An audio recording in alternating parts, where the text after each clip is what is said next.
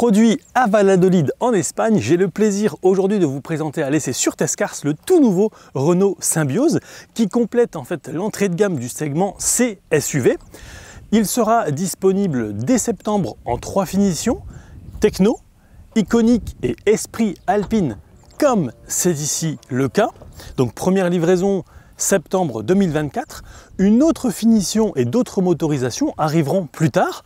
Je vous propose tout de suite qu'on fasse un tour à 360 degrés du véhicule. C'est parti! La face avant de ce Renault Symbioz s'inscrit bien entendu dans la continuité des autres modèles de la gamme en 2024. Une face avant assez travaillée avec ici des capteurs, une caméra. Je vais vous montrer ça dans ce sens-là. Voilà. Feux à LED, pure vision, des feux de jour également.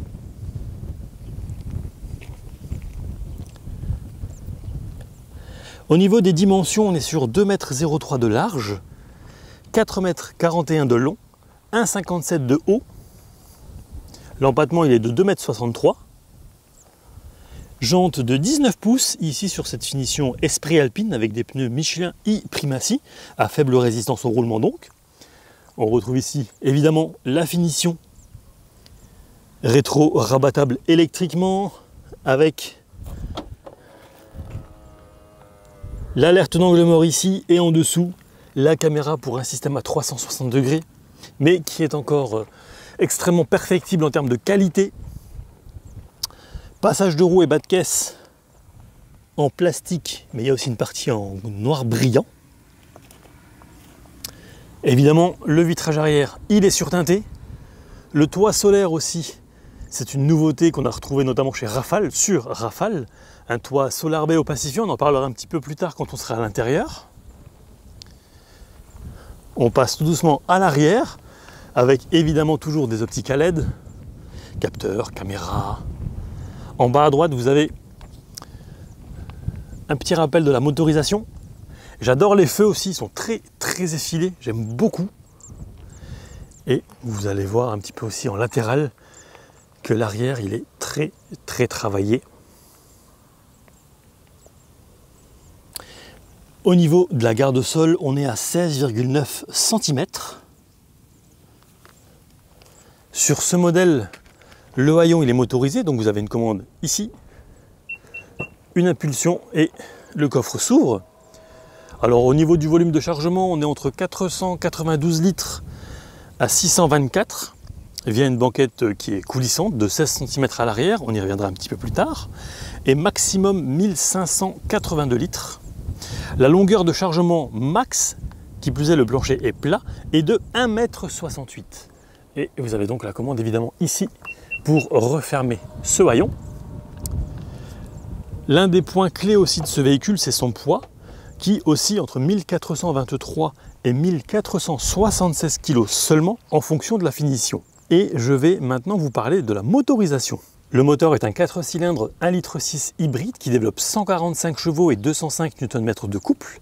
Il rejette 105 g de CO2 au kilomètre.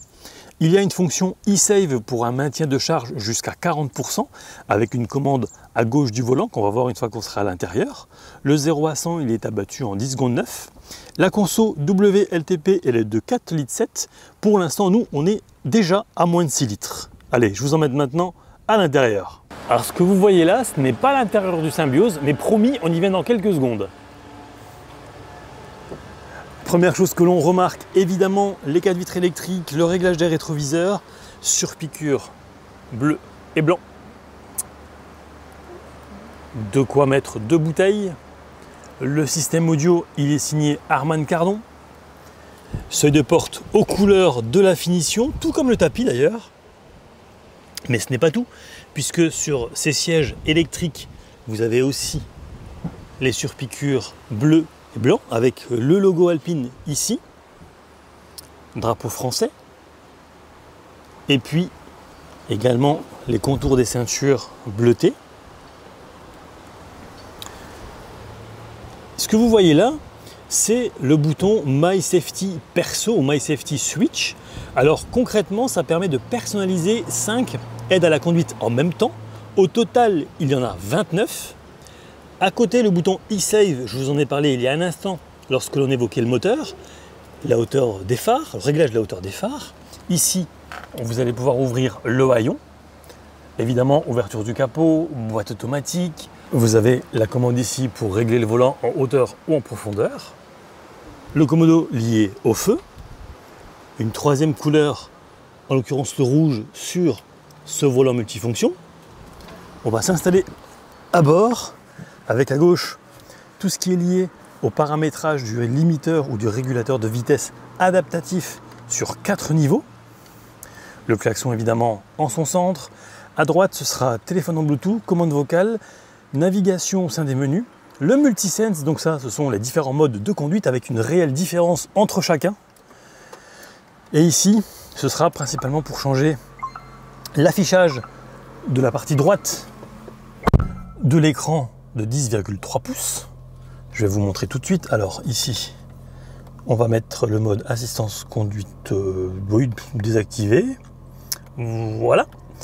Et donc, si j'appuie sur cette commande ici en haut, l'affichage va être modifié. Moi, ce que je préfère vraiment ici, c'est la vue navigation. Je vous disais il y a un instant, voilà, le bouton, enfin les commandes en tout cas à droite, vous permettent par exemple de voir l'éco-score, ce que vous êtes en train d'écouter, les flux d'énergie lorsque vous êtes en mouvement notamment, le trip A, trip B, donc tout ce qui est lié au kilométrage que vous parcourez, la conso, et voilà, là on revient à la température. Moi je vais donc me remettre en vue navigation, et le multisense, donc cette commande ici, et vous allez le voir en bas à gauche, permet de changer de mode, donc confort, éco, sport ou encore perso. On va se remettre en éco, voilà. C'est très bien comme ça. Ensuite, à droite, naturellement, les commodos liés aux essuie-glaces, en dessous à la radio, au volume. Et puis, on arrive sur ce grand écran vertical de 10,4 pouces qui est serré sur toutes les versions, qu'on va retrouver naturellement sur d'autres modèles également de la gamme, avec le menu principal ici, avec donc la navigation activée, les différentes sources sonores. Vous le voyez, donc c'est compatible Apple CarPlay et Android Auto. Étant connecté, voilà. Moi je suis connecté avec mon téléphone, donc c'est normal que Apple CarPlay se lance. Ici, on aura les applications. Google étant intégré au système multimédia OpenAirLink, vous avez Maps, l'assistant, Google Play, donc on va pouvoir aussi télécharger des applications. Il y en a plus de 50 à l'heure actuelle. Et c'est assez réactif en fait, comme écran. Juste à côté, vous avez naturellement le bouton de démarrage et d'arrêt. En dessous, vous avez des informations comme la ventilation, la température, pardon, la clim émise, les sièges chauffants sur 3 niveaux, conducteur et passager. Le volant également est chauffant. À droite, ce sera les zones et tout cela se commande via ces boutons physiques avec d'un côté le verrouillage du véhicule, de l'autre les warnings. Ensuite, vous avez en dessous un petit rangement, juste là. Prise 12 volts, deux prises USB-C, de nouveau un autre rangement, le sélecteur de vitesse avec le mode B, donc le brake pour récupérer un petit peu plus d'énergie au freinage, le frein de parking, auto hold aussi, donc là par exemple si vous êtes à un stop en montée ou en pente plutôt, eh bien le véhicule ne va pas bouger. Ici c'est traditionnellement pour mettre des clés, un peu de monnaie, quelque chose comme ça, et en dessous, je vais vous montrer dans l'autre sens, en dessous de cette console flottante, vous avez ici un chargeur par induction avec une LED orange lorsqu'il y a un téléphone qui est en train d'être chargé. On va remonter ici avec un double porte-gobelet, un accoudoir tout petit mais qui coulisse. Et vous le savez, pour ceux qui me suivent, ça c'est vraiment quelque chose de très très agréable, puisque le pommeau de vitesse ici, plus le bras posé, franchement c'est confort sur les longs trajets. Je vais revenir à cet écran avec tout ce qui est lié au multisense justement, mais pas que. Là, ce sera les flux d'énergie lorsque le véhicule sera en mouvement. Caméra à 360 degrés, j'en ai déjà parlé, vraiment, la qualité est à revoir. C'est vraiment, vraiment pas terrible. Alors on peut aussi l'avoir à l'aplomb des rétroviseurs, mais bon voilà, avec les lignes de guidage. Ensuite, on revient ici, My Driving, donc ça, ce sera un peu votre façon de conduire, plus la consommation juste en dessous. Les aides à la conduite, donc là, on va tout activer, ou alors on va aller sur Perso, configurer My Safety Perso, je vous en ai parlé aussi, et on peut en configurer jusqu'à 5, il y en a 29 au total, et il y a aussi quelque chose de nouveau sur ce Symbiose, donc c'est la conduite prédictive semi-autonome de niveau 2, mais il y a aussi le freinage automatique d'urgence en marche arrière, ça c'est très pratique. On va pouvoir aussi voilà, réguler la vitesse en fonction du tracé de la route, donc typiquement, eh bien, ça va ralentir sur un virage. Bon, c'est pas des choses que j'apprécie particulièrement, mais c'est disponible. Voilà, et là, on a une vue, je vous en ai parlé il y a un instant, du frein actif d'urgence en marche arrière. On va revenir ici. Véhicule, donc là, on va pouvoir gérer, par exemple, l'accès. Si on veut verrouiller ou déverrouiller en main libre, ou si on doit, par exemple, appuyer sur la clé. Le son à l'ouverture de la porte, voilà, bon, ça, ce sont des détails. Au niveau de l'habitacle, voilà, on peut choisir par exemple le verrouillage auto des portes en conduite. Et puis naturellement, on retrouve ici le menu lié à la pression des pneus qui est très important. Et je vous le rappelle, il faut vérifier ça à froid. Et puis donc les paramètres généraux du véhicule. Par exemple, voilà, c'est là aussi où on va pouvoir faire les mises à jour du système Google. Hop. Petit souci de mise au point. Confort, éco, sport. Et là, on va avoir le menu perso. Donc là, on va pouvoir configurer par exemple la réponse du moteur, pardon, normal, sport ou éco, la direction, plus ou moins directe, et puis la dynamique du véhicule. Ce véhicule aussi a une particularité, c'est que les amortisseurs, la géométrie des trains et la direction assistée ont été calibrés pour le confort et le plaisir de conduite, et ça, on va le vérifier ou non lorsque l'on ira rouler. Vous avez aussi un petit raccourci ici, en glissant votre doigt de haut en bas, par exemple la luminosité de l'écran, l'anti-patinage, on va le laisser, le parking main libre, ça va vous aider, voilà, par exemple, pour vous garer. Bon, le véhicule n'est pas immense, mais voilà, c'est quand même disponible. On va tout effacer et on va revenir ici, hop, voilà, au GPS. La seule chose que j'ai à dire, c'est qu'une fois on a activé la marche arrière, et ça a duré à peu près 3 secondes entre le moment où la marche arrière a été activée et le moment où ça s'est affiché. Ça nous est arrivé une seule fois. Voilà, on se remet en frein de parking. Je vais prendre un petit peu de hauteur pour vous montrer le rétro central sans bord, les petites lumières de plafonnier ici. Alors qu'on appuie, qu'on active comme ça, le bouton e-call, donc le bouton SOS, et vous avez ce fameux toit opacifiant Solar Bay. Sur le Rafale, c'était une molette de mémoire. Ici, ce sera une commande qu'on va tirer vers soi ou vers l'avant. Et je vais éteindre les lumières ici. Voilà. Donc, ce toit opacifiant Solar Bay, j'en ai déjà parlé. Je vais vous montrer puisqu'on peut l'ouvrir à moitié. Le fermer. Donc, ça va complètement occulter le soleil. C'est en partenariat avec Saint-Gobain. Et une nouvelle impulsion, et voilà, il sera ouvert complètement pour laisser passer la lumière, mais pas forcément beaucoup de soleil, ou en tout cas beaucoup d'UV, puisque c'est quand même fait pour que ce ne soit pas une fournaise à l'intérieur. Vous le voyez ici, alors je vais vous montrer de l'autre côté, ça sera plus simple, voilà, juste ici, une partie du système audio Harman Kardon, de nouveau.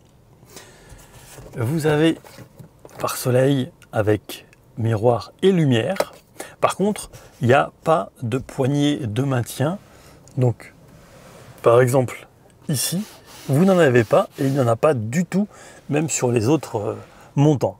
On termine avec la boîte à gants qui propose un volume vraiment très grand, et ça c'est un énorme point positif. Vous voyez, ça va vraiment très loin.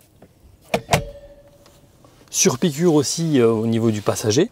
Une belle finition, je ne sais pas exactement ce que c'est, ça ressemble à de l'alu brossé. De nouveau, le drapeau français. Voilà, je pense avoir fait le tour de la partie avant de ce Renault Symbiose et je vous propose maintenant qu'on passe à l'arrière. Alors, à l'arrière, on a évidemment un petit rangement juste ici, un filet en guise de poche aumônière. Je vais m'installer à bord sans modifier ma position de conduite, vous commencez à connaître un petit peu. Au milieu, vous avez une prise 12 volts, deux prises USB-C. Alors, je vais m'installer normalement, voilà. Donc au niveau des genoux, impeccable, ça ne frotte pas. Et je vais retourner l'appareil pour vous montrer qu'au niveau de la tête, et malgré le fait que ça soit quand même un petit peu incliné, eh bien, ça passe sans problème également au niveau de la tête. Il y a même deux petites liseuses ici. Et alors, l'espace du toit Solar Bay à l'avant, je vais vous montrer comment ça rend exactement. C'est incroyable. Il y a vraiment là, il y a énormément de lumière qui peut rentrer. C'est vraiment très, très grand. Alors, on va quand même revenir sur les places arrière avec des fixations Isofix ici. Ce sera plus, je pense, du 2 plus que 3 à l'arrière, même si ici, c'est pas non plus très très haut. Mais disons que si vous regardez le dessin des sièges, c'est plus voilà, c'est plus fait pour 2 que 3 à l'arrière. Alors, on va parler un petit peu des appuis-têtes ici, qui sont assez durs, contrairement à ceux à l'avant, qui sont eux très très moelleux. Franchement, j'ai bien aimé. Donc voilà pour cette partie arrière. Je vous montre aussi un petit peu ce qu'on voit à l'avant lorsque l'on est installé derrière. Au niveau visibilité, il n'y a pas grand chose à dire, puisqu'en fait vous avez aussi une vitre ici qui apporte un complément de lumière si le toit ne suffisait pas. Donc vraiment, c'est un sans faute à ce niveau-là. Et je vous rappelle également autre chose, rappelez-vous, je vous l'ai dit tout à l'heure, cette banquette est coulissante sur 16 cm. Alors concrètement, qu'est-ce que ça donne? Eh bien, on va le voir tout de suite. Donc la commande, elle est assez large. Vous la voyez, elle est ici. Donc là, je suis déjà reculé au maximum. Donc dans ce cas-là, le volume du coffre, il est de 492 litres. Et puis, je peux, bien entendu, m'avancer. Alors pas beaucoup non plus, parce qu'il faut quand même que je puisse sortir, hein. Donc je vais essayer de m'extraire ici. Pour vous montrer un petit peu comment c'est lorsque la banquette arrière est avancée au maximum. Alors, on va essayer avec une seule main. Ouais, c'est très facile. Ça, c'est aussi un point positif. Alors ici, hop. Et vous voyez, en fait, on peut gagner encore quelques litres. Et justement, je vais avancer mon siège avant. Alors, on va l'avancer pour faire en sorte que la banquette arrière puisse se rabattre complètement. Est-ce que ça passe? Oui, ça passe. Alors, pas complètement, donc je vais pas forcer. Je vais quand même encore avancer un petit peu, tout petit peu à l'avant. Voilà. Donc là, bien entendu, c'est complètement à plat. On va faire de même de l'autre côté. On va ravancer le siège, qui est bien entendu aussi électrique du côté passager. Je vais le mettre à peu près au même niveau que le conducteur. Voilà. On passe à l'arrière, on rabat la banquette. Voilà donc l'espace que vous avez en plus lorsque la banquette arrière est avancée au maximum. Et je vous propose maintenant qu'on aille rouler. Allez, c'est parti. Le clignotant, vous l'entendez, rien à dire. C'est propre.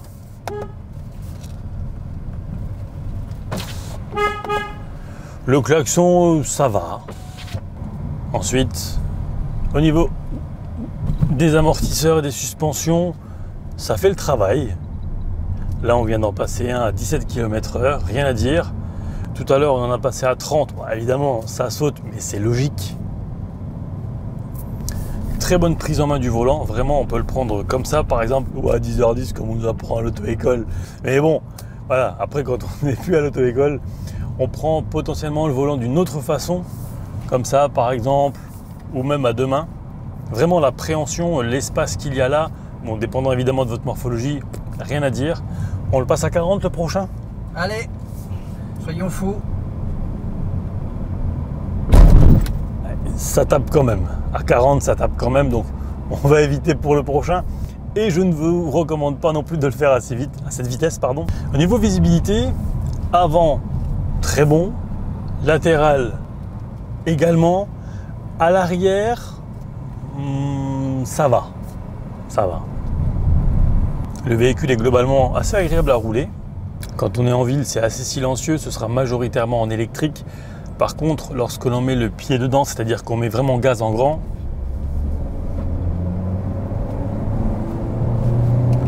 ça se montre assez rapidement sonore. Et qui plus est, comme on discutait tout à l'heure avec la personne de GT Passion, l'étagement de la boîte n'est pas optimal. Cette boîte à crabot, on la connaît sur d'autres modèles du groupe. Et forcément, c'est la même. Donc c'est logique qu'elle réponde exactement de la même façon. On passe celui-ci à 20 à l'heure, 16 à l'heure. Beaucoup plus doux, beaucoup plus agréable. Bon, ici c'est 30 à l'heure avec des radars. On rentre en ville. On active le B pour ralentir au lieu de freiner. On laisse passer le T-Max. Ça aussi c'est vraiment bien, la possibilité d'appuyer sur le B, d'enclencher le B pour récupérer un petit peu d'énergie et ralentir sans avoir la nécessité d'appuyer sur le frein. Donc concrètement d'user les disques et les plaquettes sur le long terme, bien entendu. Là, la largeur des routes, on est bien content d'être sur un petit SUV. Je rappelle, hein, c'est l'entrée de gamme du segment C SUV. Alors certains pourraient penser que Renault lance des modèles à tout va, que c'est la mode des SUV. Oui, mais c'est ce qui se vend. Renault écoute ses clients, écoute le marché comme d'autres et propose d'innombrables SUV. Alors, est-ce qu'il y en a trop au sein de la gamme? C'est pas à moi de répondre. En tout cas, vous aurez le choix en fonction de vos besoins et ou envies. Parce que c'est vrai qu'il y a le Captur, l'Arcana, Symbiose, l'Austral, l'Espace, le Rafale, évidemment, que je vous invite également à retrouver sur ma chaîne à l'essai. Très très beau véhicule. Navigation avec Google, rien à dire. C'est efficace, fluide, vraiment un sans faute. La direction, elle est correcte. L'accélération en mode sport n'est pas foudroyante. De toute façon, c'est pas le véhicule pour, clairement. C'est vrai que c'est 30 à l'heure, donc un petit coup de dé, 38, 35, 30, voilà. Limite, je peux mettre même le régulateur de vitesse ici à 30, ce sera plus tranquille. Voilà. Oh, les sièges électriques permettent aussi un réglage vraiment aux petits oignons. Hyper silencieuse à 30 à l'heure en ville. Vraiment, c'est agréable. Le toit, évidemment, amène énormément de lumière, mais principalement aux occupants du rang 2, donc ceux qui vont être à l'arrière. Alors, pour activer le régulateur de vitesse, c'est hyper simple. Pour l'annuler, on appuie sur 0, je vais le relancer. D'abord, on appuie sur le mode pour sélectionner soit le limiteur, soit le régulateur de vitesse, et puis 7, donc la vitesse que l'on souhaite. Ici, c'est 60. Alors là, il y a beaucoup de vent à l'extérieur et ça se ressent sur quelques éléments du véhicule. Ça s'est ressenti encore plus tout à l'heure lorsque nous étions à 120 sur autoroute. Le confort aussi des sièges est bon, je trouve. Qu'est-ce que tu en penses, toi? Oui. On est bien assis dedans. Ouais. La consommation sur environ 200 km, on est à 6 litres 3, sans chercher l'éco-conduite. On l'a cherché précédemment, donc on était descendu en dessous de 6 litres. Mais là, voilà, on a fait le pari de rouler un peu plus normalement, je dirais. Pas fort, pas dynamique, mais sans faire attention aux accélérations, par exemple. On est à 50 km/h, on va se mettre en mode sport c'est 90, allez, gaz en grand. Et voilà, 94. Je veux ralentir, le B, 86, 83, 79, 75. Et je reprends la main parce que j'ai quelqu'un derrière. Et on va se remettre en mode confort, voilà. Ici, j'ai mis le régulateur de vitesse adaptatif avec toutes les assistances possibles. Donc, on va voir quand est-ce que le véhicule réagit. Voilà, déjà tout de suite, gardez les mains sur le volant en orange. On va le laisser faire. Personne derrière. Ça devient rouge avec en plus une petite alerte et un voyant à droite. Et là, je ne fais rien. Ça freine par vagues successives. Les warnings sont activés et ça freine de façon continue. Donc là, voilà, 45, 40, 33, je reprends la main.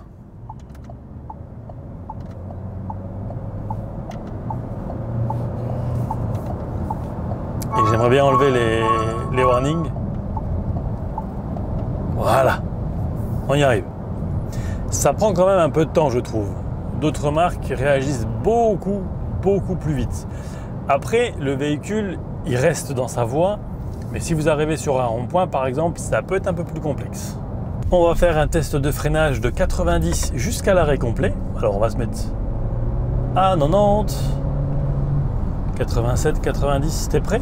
Allez. En descente, et j'écrase. Plutôt bon, hein, je dirais. En plus, j'ai volontairement voulu que ce soit en descente. Allez, on réaccélère, on se fait un 50-0. 55, 54, 53, 52, 51, 50 et j'écrase. Ouais, ça freine bien. Freine bien, hein. Ça freine bien. Allez, on va laisser refroidir les freins avec cette température de 30 degrés du côté de Valencia en Espagne.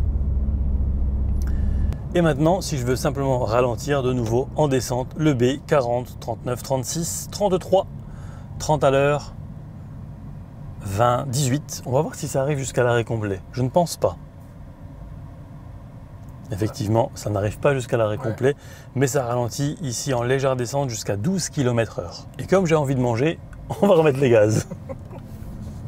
Encore un SUV? Eh bien oui, mais rendez-vous compte quand même d'une chose, c'est qu'il y a 39% de véhicules vendus dans le segment C en 2023. Renault a par ailleurs vendu jusqu'ici 77 000 Austral, preuve que ce design de SUV plaît. Donc c'est logique qu'ils s'inscrivent aussi dans ce que veulent les clients avec ce Symbiose qui a été décidé dès 2020. La ressemblance avec le Scénic est indéniable, il y a quand même quelques petites touches de différenciation, mais ce qui est bien, c'est que Renault propose ici un véhicule hybride pour ceux qui seraient réfractaires, par exemple au Scénic, qui lui est disponible uniquement en 100% électrique. Alors, en conclusion, qu'est-ce que je pense de ce nouveau Renault Symbiose? Au niveau du style, bien entendu, il s'inscrit dans la lignée comme Austral, Rafale, on retrouve quelques codes stylistiques, c'est tout à fait normal, c'est logique, cohérent. C'est le plus petit SUV du segment C chez Renault. Donc, voiture à vivre ou non, oui, on peut être 4 à l'intérieur, mettre des bagages. On pourra aussi rajouter en option, si l'on souhaite, l'attache remorque pour mettre des vélos, par exemple. Donc, au niveau du style, c'est moderne, j'aime beaucoup. Assez facile à prendre en main, à se garer de par son gabarit, bien entendu. Ensuite, à l'intérieur, comment on y est? Très bien installé. L'écran devant réactif. L'écran au milieu avec Android Automotive 12. On fait difficilement mieux en termes de réactivité, de mise à jour en permanence. Bref, ça fonctionne très bien. Ensuite, sélecteur de vitesse, le B, j'adore. Ça permet de récupérer un petit peu plus d'énergie sans toucher aux disques et aux plaquettes de frein.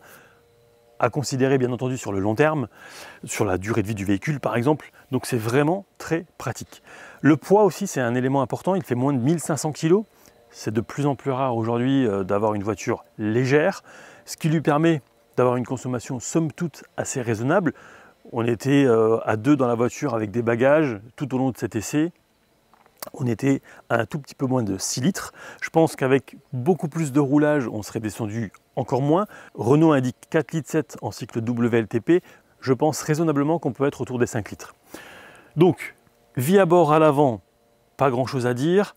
Vie à bord à l'arrière avec cette banquette coulissante, eh bien, ça va pouvoir vous permettre de mettre des enfants, mais aussi des adultes, de partir en week-end avec, sans aucune difficulté. Les tarifs de ce nouveau Symbiose démarrent à 34 900 € jusqu'à 37 900. Cette version est affichée à environ 36 000 €, donc en esprit alpine, la couleur c'est du gris Cassiopée. Ce que j'aurais bien aimé améliorer ici, c'est bien entendu la définition des caméras. J'en ai déjà parlé sur d'autres modèles de la marque. Vraiment, en 2024, c'est pas possible d'avoir une caméra comme celle-ci. J'espère juste que pour la mise à jour, pour un facelift éventuel, ce sera amélioré. Ensuite, au niveau de la boîte de vitesse, il peut arriver parfois que ça monte dans les tours, que ça gueule, pardonnez-moi l'expression, un petit peu à haut régime. C'est pas très agréable au sein de l'habitacle. A contrario, évidemment, quand on est en ville ou à faible allure, là on est en tout électrique. Heureusement que ça ne fait pas de bruit dans ces cas-là. Donc voilà, la caméra, la boîte de vitesse à crabeau, peut-être améliorer un petit peu l'étagement. Point positif, le Solar Bay qui ne laisse pas passer les UV au sein de l'habitacle. Et pour l'avoir essayé plusieurs heures sous le soleil de Valencia, je peux vous assurer que c'est très efficace. Je rappelle qu'il a 4 positions, complètement fermées, moitié ouvert, moitié fermé et complètement ouvert. Voilà donc pour l'essai de ce Renault Symbiose. J'espère ne rien avoir oublié. Si vous avez des questions, les commentaires sont là pour ça, donc n'hésitez pas. Un grand merci à GT Passion pour son aide au tournage. Évidemment, également un grand merci à toute l'équipe Renault France pour son invitation. Je vous invite, comme d'ordinaire, à vous abonner si l'essai vous a plu, à liker, à le partager. Et quant à moi, je vous dis à très vite pour de nouvelles aventures auto et moto. Ciao!